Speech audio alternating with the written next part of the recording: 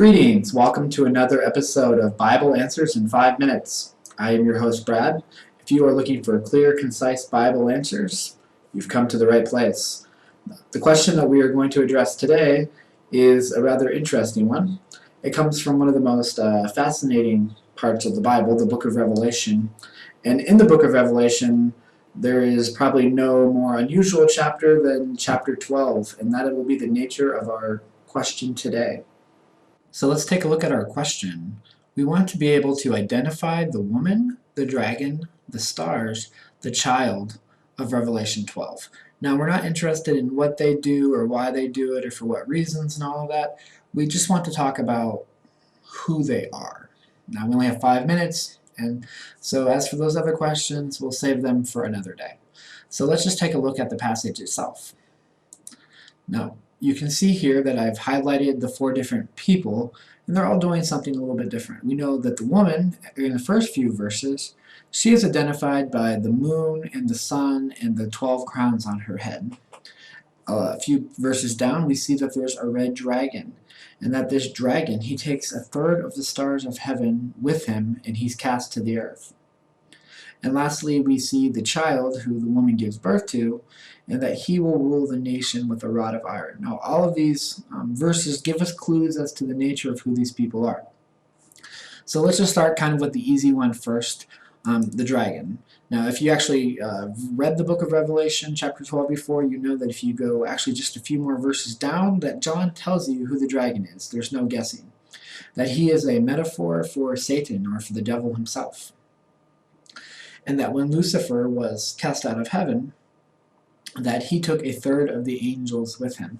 And so that typically what we have is the word angel is in a general reference to stars. Now we see that in back at the beginning of the chapter in Revelation 1 verse 20, that Jesus himself, when he's telling John what some of these different symbols mean, he says, the 7 stars you saw are the 7 angels. So Jesus himself says that many times this metaphor in the book of Revelation, when talking about stars, they're angels, which makes sense if you ever grew up in church at all.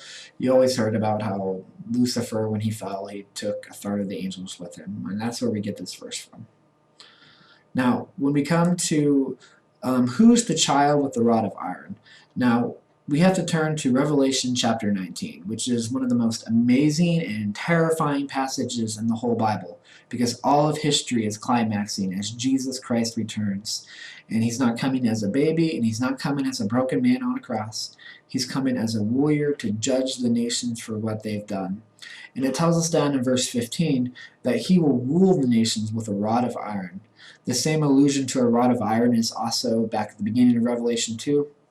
So we have 2 verses actually telling us who the child is, that it is Jesus Christ himself. Now as for the woman, again, we know that she is clothed with the sun and the moon and 12 stars for a crown. And we have to actually go back to the book of Genesis, to a dream that Joseph has. And he says, behold, I had a dream. In Genesis 37, behold, I had a dream. The sun and the moon and the 11 stars, they were bowing down to me. And when he told his father and his brothers, his father actually rebuked him. He said, what is this dream you've had? When his father interprets the dream, he says, shall I and your mother, that's the sun and the moon, and your brothers, those are the other 11 stars, bow down to you and bow down to your star, Joseph? So Jacob interprets it for us.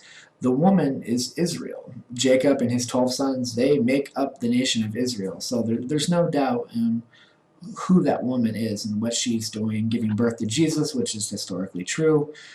Jesus, was born from Israel. The dragon persecuted him. I mean, how many times did they try to kill Jesus as a child and as an adult, all before his crucifixion.